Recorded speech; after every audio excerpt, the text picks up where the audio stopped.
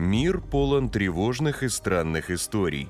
Одни из самых жутких – исчезновение детей. Внезапные, бесследные, необъяснимые.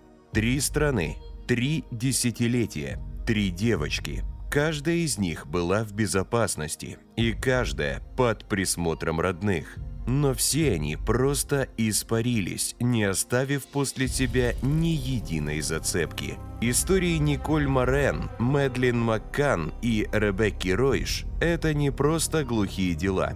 Они бросают вызов здравому смыслу и логике. Но самое страшное – это непостижимое «как». Как можно похитить ребенка из коридора охраняемого дома? Как увести его из-под родительского надзора? Как замести следы в эпоху тотальной слежки? Сегодня мы расскажем вам 3 пугающие, похожие истории, которые разрушат ваше представление о безопасности. Готовы? Тогда мы начинаем. Торонто, июль 1985-го. 8-летняя Николь Морен – жизнерадостная, любознательная девочка, единственная дочь в семье, которая вот-вот распадется.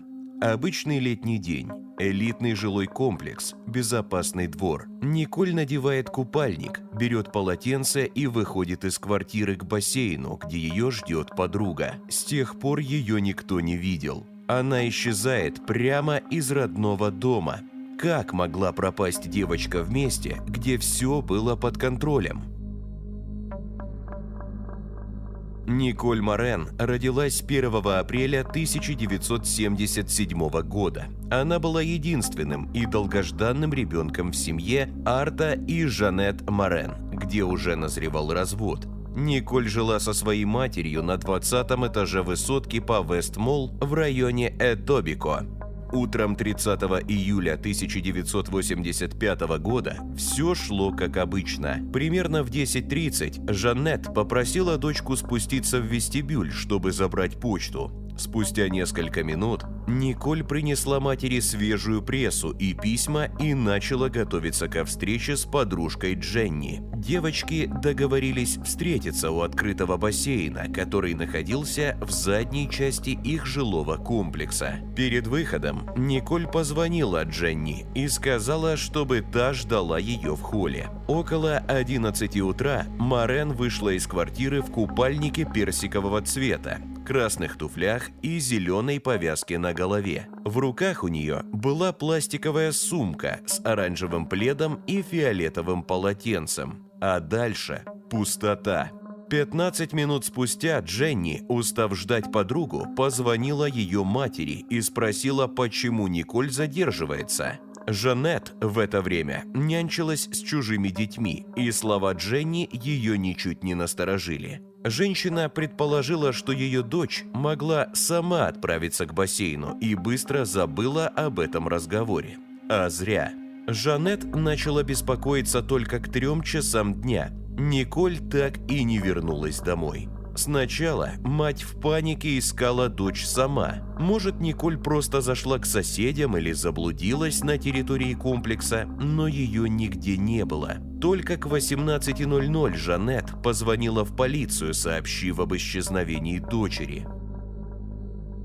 Полиция прибыла очень быстро. Они начали прочесывать здание этаж за этажом, опросили всех жильцов и технический персонал, обошли все 429 квартир комплекса. Если им никто не открывал, выбивали дверь, но все тщетно. Девочка будто испарилась.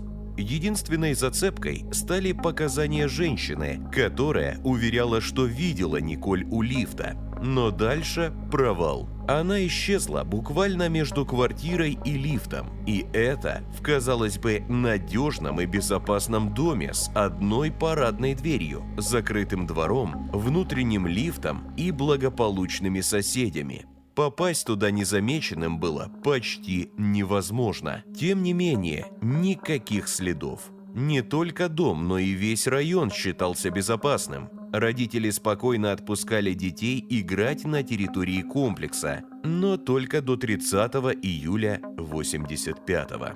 Началась крупнейшая поисковая операция в истории Торонто. Оперативная группа из 20 человек продолжала активные поиски в течение 9 месяцев, потратив около 20 тысяч человека-часов и около $2 миллионов.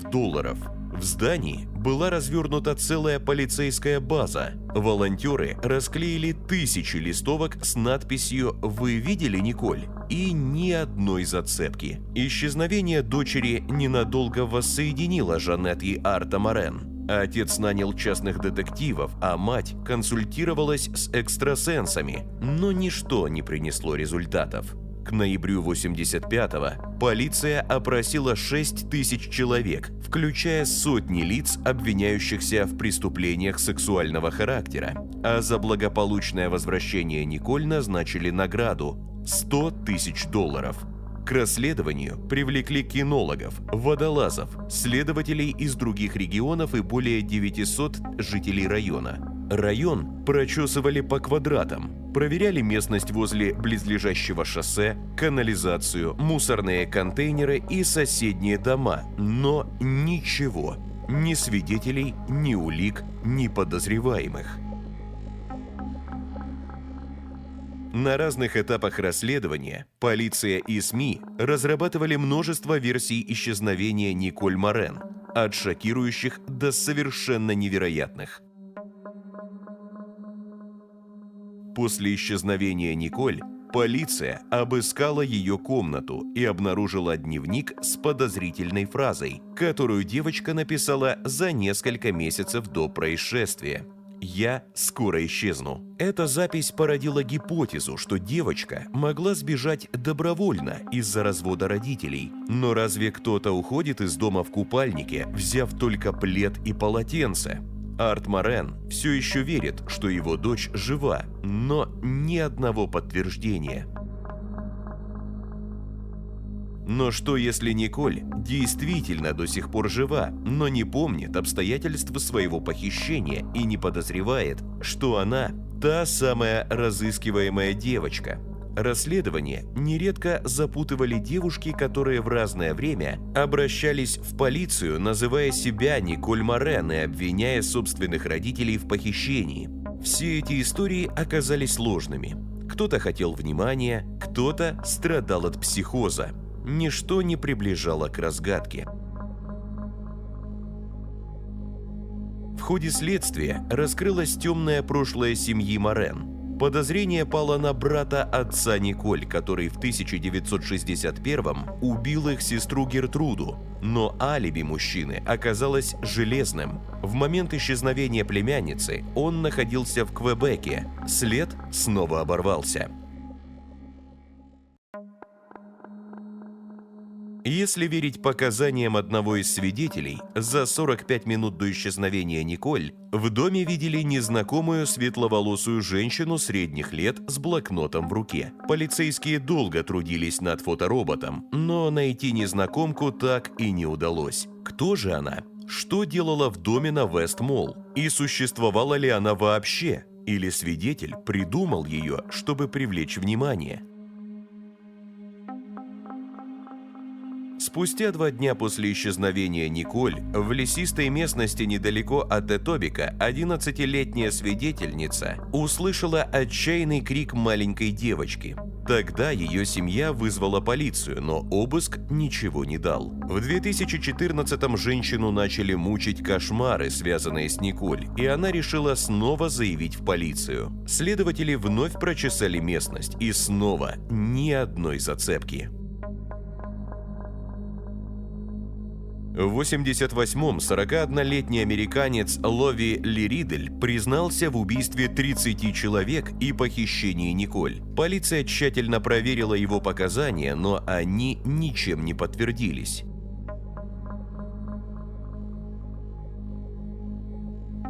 Исчезновение Николь не было уникальным случаем в Канаде. Незадолго до этого были похищены и впоследствии найдены убитыми 9-летние Кристин Джессоп и Шарин Морнингстарт Кинан, а через год 11-летняя Элисон Паррот. По делу Паррот был арестован Фрэнсис Карл Рой, и полиция пыталась доказать его причастность к исчезновению Николь, но безрезультатно. Несмотря на множество разнообразных версий, полицейские постоянно возвращались к тому, что преступником был кто-то из жильцов дома. Шанс, что в лифте или вестибюле мог оказаться случайный преступник, практически нулевой, говорили следователи, но доказать так ничего и не смогли.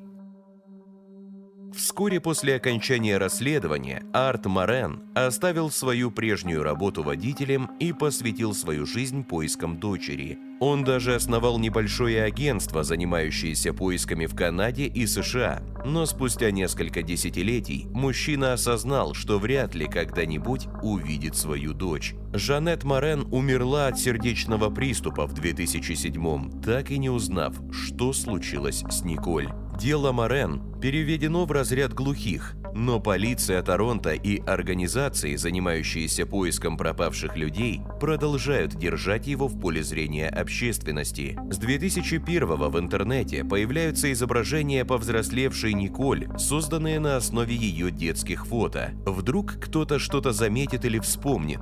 Также были созданы видеоролики, воссоздающие последние минуты перед исчезновением. Несмотря на годы расследований и тысячи версий, так и не было найдено никаких вещественных доказательств, которые позволили бы раскрыть исчезновение Николь. История Николь Морен доказывает, что трагедия может произойти даже в самом защищенном месте, но пугает не только сам факт исчезновения ребенка, но и то, что за почти полвека ни одна версия так и не подтвердилась. Что же случилось с девочкой? Как похитителю удалось остаться незамеченным? Что это? Идеальное преступление или беспомощность полиции? Прошло более 20 лет после исчезновения Николь Морен. Мир успел кардинально измениться. Появились камеры видеонаблюдения, цифровая слежка, международные базы данных. Кажется, теперь-то такое невозможно. Люди стали умнее и осторожнее. Исчезнуть без следа уже не получится. Или все же получится. Португалия. Май 2007-го. Трехлетняя Мэдлин Маккан, веселая, улыбчивая девочка, исчезает прямо из своей постели на уютном курорте. И снова ни одной зацепки. Миллионы глаз прикованы к этому делу, и лишь один вопрос: как такое могло произойти в 21 веке? Мэдлин Маккан появилась на свет 12 мая 2003 в английском Лестере. Она была старшим ребенком врачей Кейт и Джеральда Маккан, и чуть позже в семье появились близнецы Шон и Амели. В мае 2007-го семья Маккан вместе с друзьями и их детьми отправились в отпуск на португальский курорт Праia-да-Луж.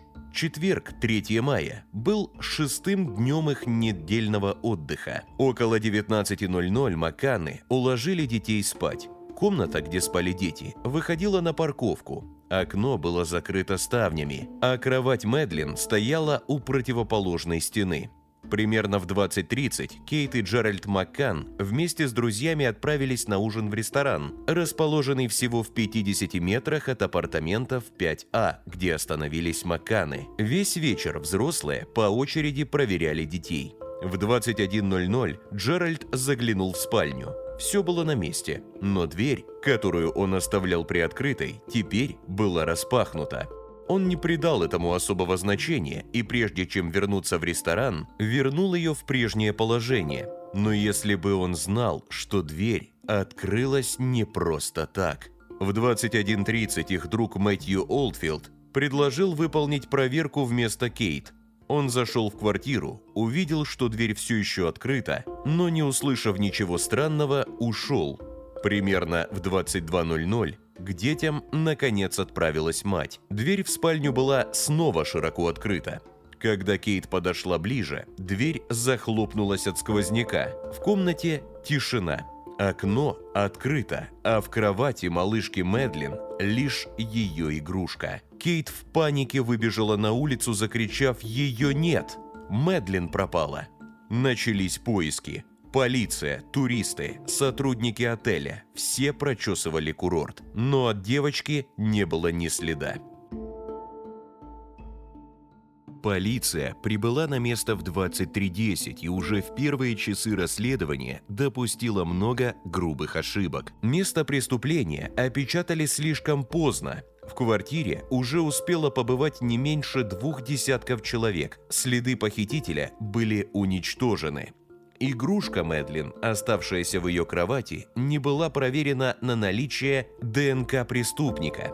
Пограничники получили фото и описание девочки только через несколько часов, а многих соседей так и не опросили. Записи с камер видеонаблюдения не были просмотрены. Похититель выехал из города или даже страны незамеченным. В ту же ночь друзья Макканов связались с британскими СМИ, и новость об исчезновении Мэдлин мгновенно облетела весь мир. Фотография девочки появилась повсюду. На обложках газет, на телевидении, на билбордах.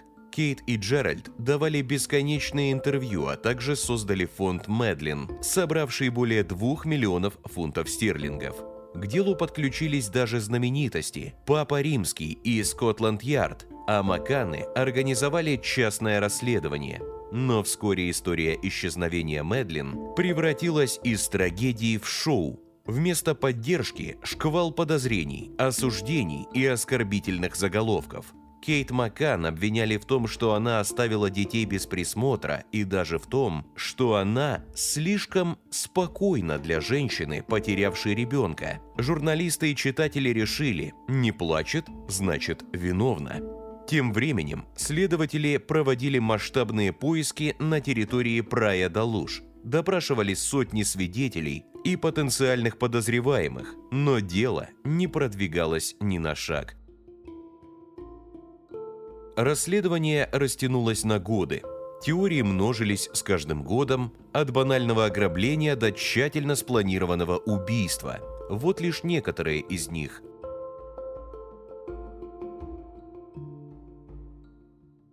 Первым подозреваемым стал Роберт Мурат, консультант по недвижимости, живший в вилле неподалеку. Несколько свидетелей якобы видели его возле апартаментов. Улик не было, но СМИ успели обвинить его в убийстве. Позже он отсудил компенсацию за клевету. В 2014-м выяснилось, что с 2004 по 2006 год в районе Прая-да-Луж произошло несколько нападений на британские семьи. Незнакомец проникал в дома и нападал на девочек 7-10 лет. Но ни одно из этих дел не было связано с исчезновением Мэдлин.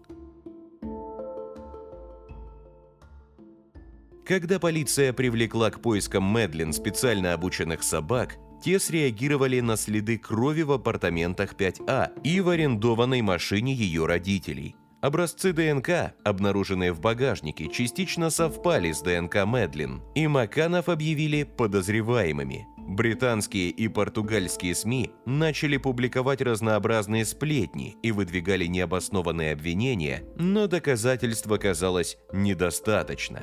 В 2008 году с Кейт и Джеральда сняли все обвинения. Однако на виновности родителей настаивал Гонсало Амарал, следователь, который вел дело Мэдлин с мая по октябрь 2007-го. Он был уверен, что девочка случайно погибла в номере, а родители решили замести следы и избавиться от тела. Макканы подали на него в суд за клевету, но в итоге их иск был отклонен. Может быть, следователь знал больше, чем мы думаем.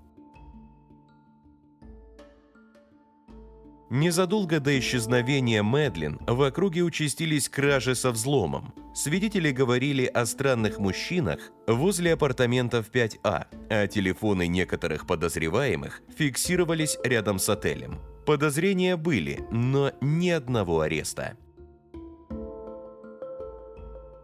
Предположение, что девочка могла сама выйти из квартиры в поисках родителей, быстро признали маловероятными. Далеко бы она не ушла, а никаких следов найдено не было. В 2020 году немецкие следователи назвали имя главного подозреваемого в деле Мэдлин Маккан – Кристиан Брюкнер. преступник против несовершеннолетних и торговец запрещенными веществами. В 2007-м он жил неподалеку от курорта, а его телефон был зафиксирован у апартаментов в момент исчезновения девочки. По словам его подруги, накануне похищения Мэдлин, он сказал ей: «Завтра я буду занят в Прайя-да-Луж. Работа отвратительная, но она изменит мою жизнь. Какое-то время мы не сможем видеться». На следующий день после исчезновения Мэдлин он переоформил свою машину на нового владельца. Слишком подозрительно. Следствие пришло к выводу, что Брюкнер убил девочку, а ее тело выбросил в реку Арадди в 50 километрах от отеля, но очередные обыски не дали результатов. И все же Брюкнер, который сейчас отбывает наказание за другое преступление, остается главным подозреваемым в деле Маккан. Несмотря на годы следствия и громкие заявления, официально Мэдлин по-прежнему считается пропавшей без вести. Как и в деле Николь Морен, снова и снова появляются девушки, утверждающие, что они Мэдлин, и все они оказываются самозванками. Общественность не забывает о Мэдлин. О ее исчезновении опубликовано несколько книг, включая работы следователя Гонсало Аморало и Кейт Маккан, а в 2019 году Netflix выпустил документальный фильм. Кроме того, по-прежнему появляются сгенерированные фото повзрослевшей девочки, которые могут помочь опознать ее спустя годы. Родители по-прежнему верят, что дочь жива. Исчезновение Мэдлин Маккан стало одним из самых известных дел о пропаже детей в истории. Расследование вызвало невиданный общественный резонанс, охватило несколько стран и длится до сих пор. Но, несмотря на все усилия, судьба Мэдлин остается неизвестной. Осенью 2025 года Кристиан Брюкнер может выйти на свободу. Возможно, это даст новый поворот делу или поставит в нем окончательную точку. Бесследно исчезнуть из дома может не только маленький ребенок. Даже подросток, почти взрослая девушка, с телефоном в кармане и десятками камер на улицах не застрахована. Берлин, февраль 2019-го. 15-летняя Ребекка Ройш, обычная школьница, фанатка BTS, младшая дочка в семье, любимица племянницы, душа компании. Но однажды утром она просто исчезает прямо из дома своей сестры. Ни одного ответа, только все больше вопросов и один подозреваемый. Ребекка Ройш родилась 21 сентября 2003 года и жила с родителями Бригиттой и Брендом в берлинском районе Нойкёльн. Ее мир вращался вокруг семьи, друзей и корейской поп-группы BTS, а в будущем она мечтала стать стюардессой или моделью. У нее было две старшие сестры, 27-летняя Джессика и 23-летняя Вивьен. Обе жили отдельно со своими семьями. Вечером 17 февраля Ребекка осталась у Джессики и ее мужа Флориана. Ничего необычного, она часто ночевала у сестры и обожала проводить время с двухлетней племянницей. Джессика отправилась спать. Ребекка устроилась на диване в гостиной, планируя утром сразу отправиться в школу. Но что-то пошло не так. В 5:45 Флориан вернулся домой с корпоративной вечеринки и, по его словам, сразу лег спать. В 7:00 Джессика ушла из дома вместе с дочкой, не проверив, проснулась ли Ребекка. Спустя 15 минут Бригитта позвонила Ребекке, чтобы разбудить ее, но попала на автоответчик. Затем она набрала Джессику, и та объяснила, что Ребекка еще спит. Уроки в этот день почему-то должны были начаться позже обычного. В 7:46 телефон Ребекки последний раз подключился к Wi-Fi. До этого девушка успела отправить своей подруге фото в Snapchat. На нем она была запечатлена в худи с BTS, розовой куртке, рваных джинсах и черно-белых кроссовках. Казалось, что она просто собирается в школу, но в школу она так и не пришла. В 8:25 мать снова позвонила Ребекке и снова попала на автоответчик. Тогда она решила связаться с Флорианом. Он ответил не сразу, а затем заявил, что Ребекка уже ушла. В 8:42 Бригитта отправила дочери сообщение в WhatsApp: «Доставлено, но не прочитано». К 9:40 Ройш так и не появилась в школе, а после обеда не вернулась домой.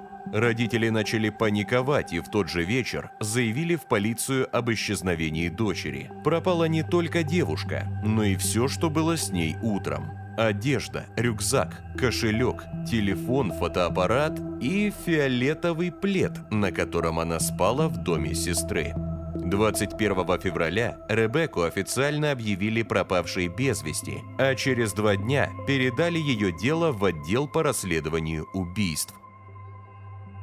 Главным подозреваемым сразу же стал Флориан, последний, кто мог видеть Ребекку живой. Он утверждал, что спал и ничего не видел, но цифровые улики говорят иное. Около 7 утра он уже сидел на сайтах для взрослых. Затем полиция проверила камеры дорожного контроля. Увиденное шокировало. Автомобиль Флориана дважды засветился на трассе А12 между Берлином и Франкфуртом на Одере. Утром 18 февраля машина направлялась в сторону Польши, а вечером 19 февраля возвращалась в Берлин. Цель поездок.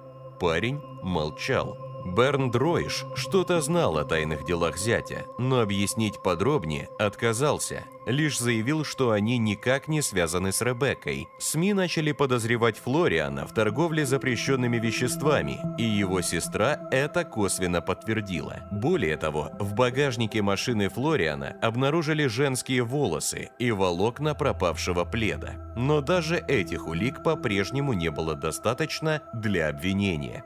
Затем появились показания нескольких свидетелей, которые якобы видели машину Флориана в лесистой местности под Кумерсдорфом, рядом с трассой А12.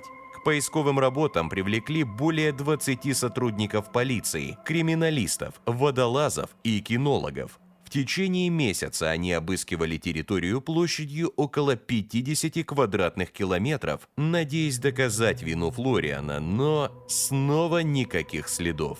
Флориана арестовывали дважды – в феврале и марте 2019-го, но оба раза его пришлось отпустить из-за отсутствия неопровержимых доказательств. Следователи были уверены, Ребекка не покидала дом сестры живой, но доказать не могли. Спустя некоторое время в деле появились новые свидетели. Они утверждали, что видели Ребекку 18 февраля на автобусной остановке в Берлине и 4 апреля в Кракове. Появилась надежда, что девушка все-таки жива, но ложная тревога. Показания не подтвердились. Обыски в доме Джессики и Флориана повторялись в 2021 и 2023 годах. И снова тишина. Расследование исчезновения Ребекки Ройш неоднократно критиковали в СМИ. Главной претензией был выбор фотографии для ориентировки. Полиция выбрала снимок из Инстаграма, который был обработан до такой степени, что узнать на нем девушку было практически невозможно. И самое странное, что это фото до сих пор используется в официальных материалах. За время расследования полиция получила более 2000 сообщений. Люди делились наблюдениями, догадками и слухами. Каждая зацепка проверялась, но ни одна не помогла раскрыть дело. В результате сформировалось 4 версии, каждая из которых могла бы объяснить исчезновение Ребекки, но до сих пор не объяснила.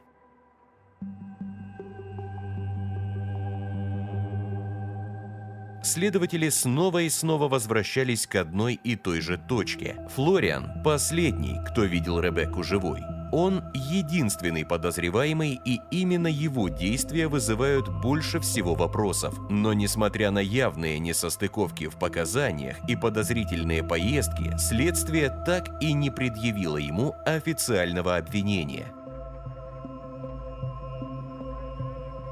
18 февраля – день рождения Джей Хоупа из BTS, и фанаты группы могли устроить неформальное мероприятие в честь праздника. Семья Ройш предполагала, что Ребекка могла выйти из дома раньше, чтобы встретиться с другими поклонниками и только потом исчезнуть. Эта версия объясняла пропажу пледа и фотоаппарата, но полиция сразу отмела ее, посчитав неперспективной. В В сети у Ребекки был загадочный знакомый – Макс, с которым она переписывалась в Инстаграме. После ее исчезновения он внезапно удалил все свои аккаунты. Совпадение? Полиция взялась за этот след, но ничего не доказала. Бригитта Ройш однажды озвучила страшную догадку. Ее дочь могли похитить и удерживать силой. Возможно, она жива, но не может попросить о помощи. Эта версия больше похожа на сюжет триллера, и никаких улик или зацепок, которые бы ее подтвердили, найдено не было. И хотя причастность Флориана кажется наиболее очевидной и правдоподобной версией, семья Ройш не считает его виновным. Как и родители Маккан, Ройш столкнулись с волной осуждения и ненависти. Их подозревали в причастности к исчезновению дочери и укрывательстве Флориана. И все же они уверены, полиция с самого начала пошла по ложному пути, проигнорировав альтернативные сценарии. А что если Ребекка все еще жива? Вдруг ее можно было спасти, но шанс был упущен. Исчезновение Ребекки Ройш стало одним из самых загадочных и резонансных уголовных дел Германии. О нем говорили на ТВ, в подкастах, в социальных сетях, сравнивая с делом Мэдлин Маккан. А в 2021 году канал RTL выпустил полнометражный документальный фильм, но никакого прогресса. Где Ребекка? Что случилось утром 18 февраля? Почему спустя 6 лет полиция так и не смогла доказать вину Флориана, у которого даже не было алиби? Столько вопросов и ни одного ответа. Николь Морен, Мэдлин Маккан, Ребекка Ройш. Все они были в безопасности и исчезли без следа. Тысячи свидетелей и ни одной зацепки. Множество подозреваемых и ни одного доказательства. Казалось бы, прогресс должен был сделать такие исчезновения невозможными, но нет. Технологии бессильны против человеческой хитрости и чудовищного стечения обстоятельств. Эти истории напоминают нам, в любое время, в любой стране, в любом обществе есть место необъяснимому ужасу. Мы пытаемся найти в них ответы и разгадать загадки не только ради жертв, но и ради себя, чтобы убедиться, что с нами такого не случится. Пока общество помнит об исчезнувших детях, шанс найти правду все еще жив, даже если правда окажется самой страшной частью их историй. Как вы думаете, что на самом деле случилось с пропавшими девочками? Кто виновен в их исчезновении и даже гибели? Делитесь своими версиями в комментариях, ставьте лайк, подписывайтесь на канал и жмите на колокольчик, чтобы не пропустить новые видео. Увидимся в следующих выпусках.